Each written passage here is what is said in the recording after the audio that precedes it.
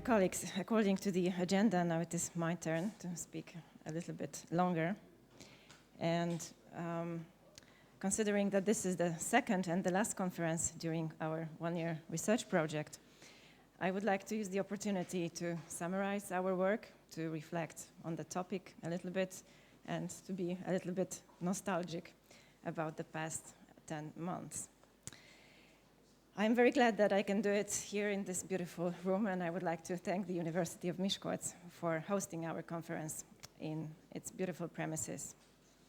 So as you know, as we have already heard, our research project has been a part of the umbrella project Central European Professors Network, coordinated by the Central European Academy.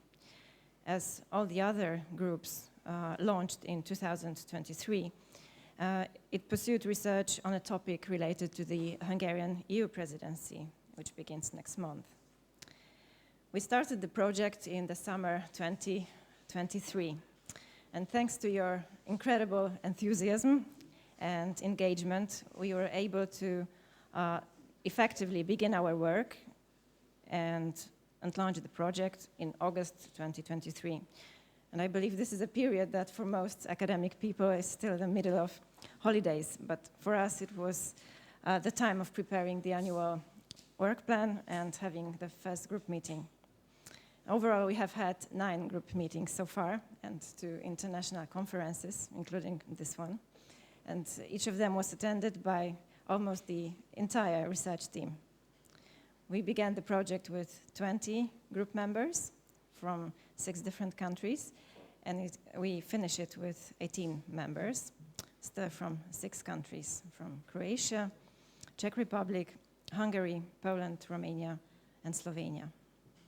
We have prepared altogether 18 book chapters and 18 articles. The last number is still a little bit more optimistic than real, but I hope for the best.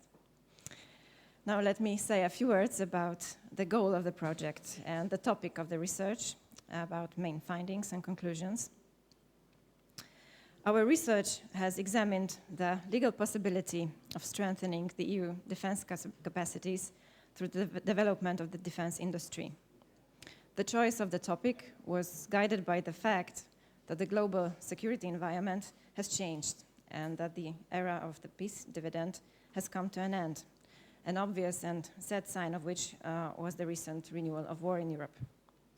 So a fully fledged strategy for the development of the defense industry has become a necessity in the European Union as a whole and in its member states as well. The question is whether the existing EU legal framework enables such development.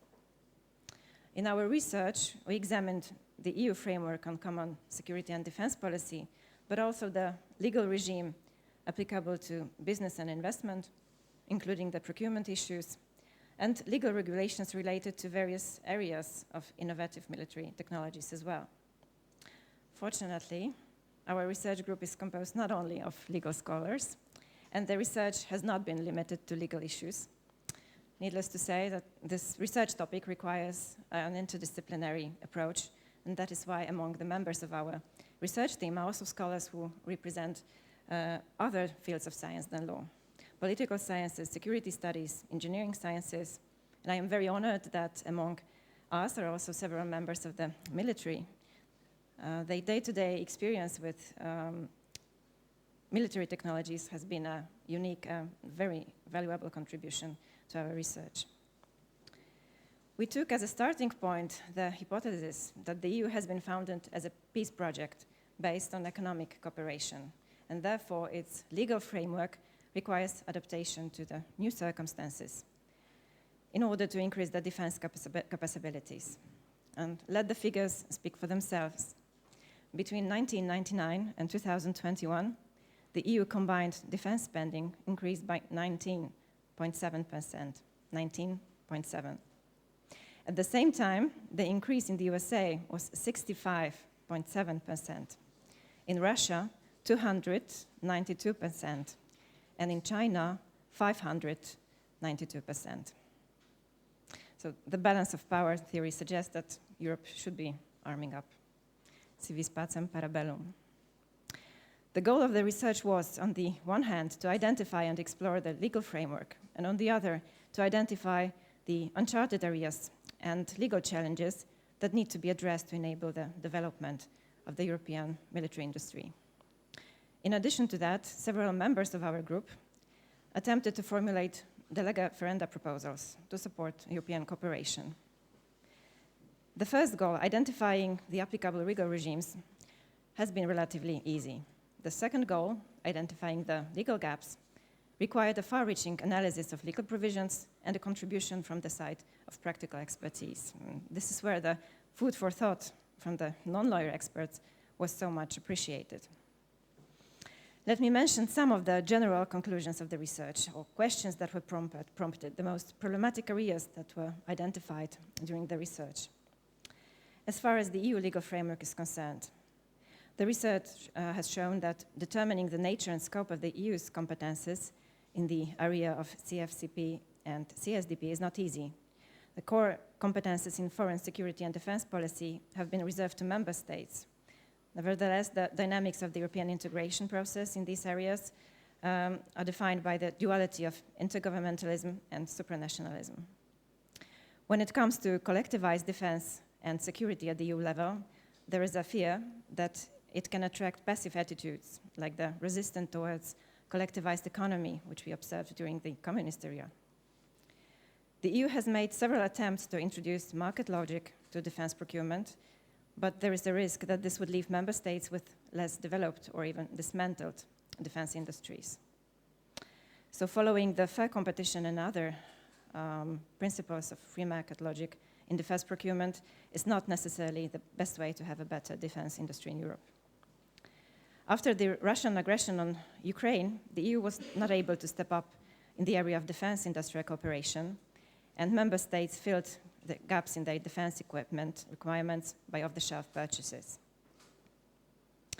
Economic interest of member states must comply with defense priorities in order for the EU defense cooperation to be integrated into the legislative framework that will support the European defense industrial development.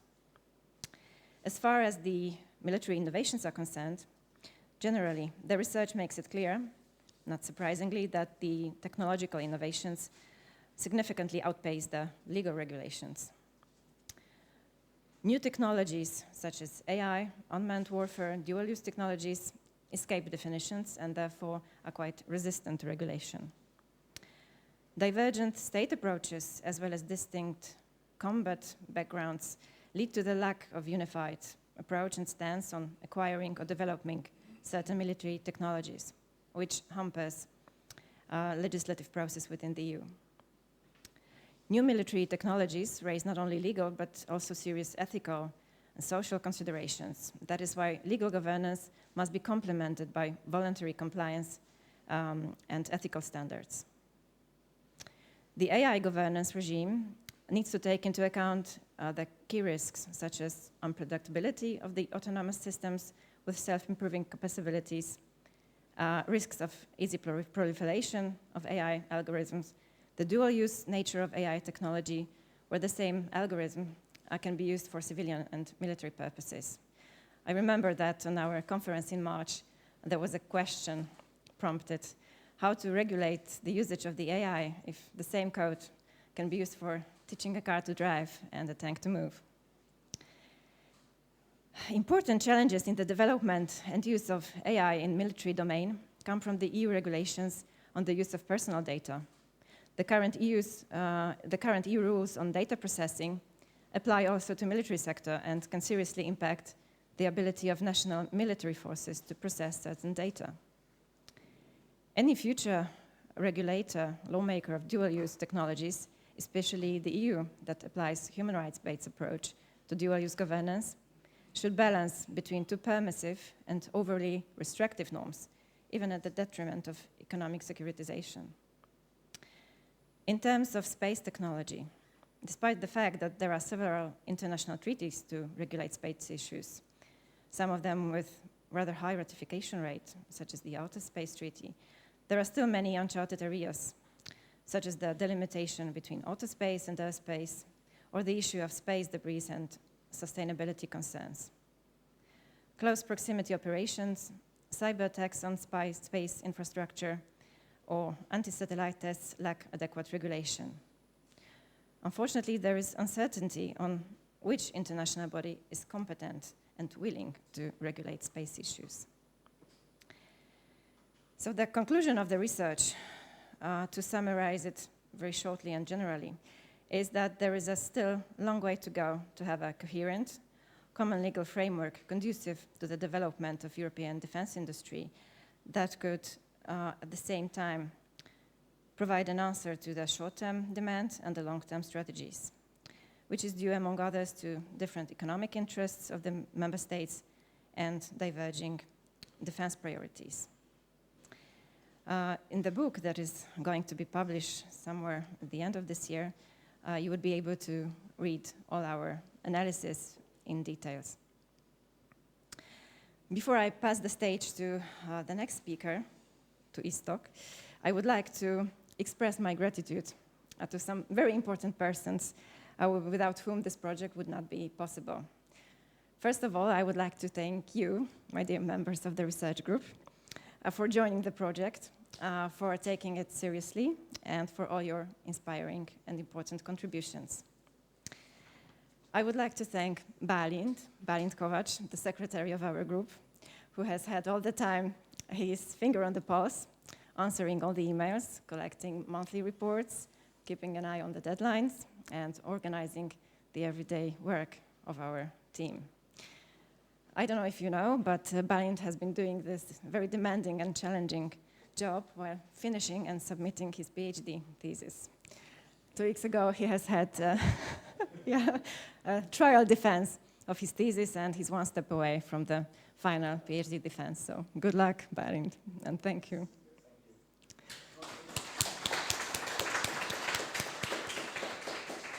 I would like to thank Sofia Henn and Barbara Hofer from the Central European Academy for taking care of our research group in terms of paperwork.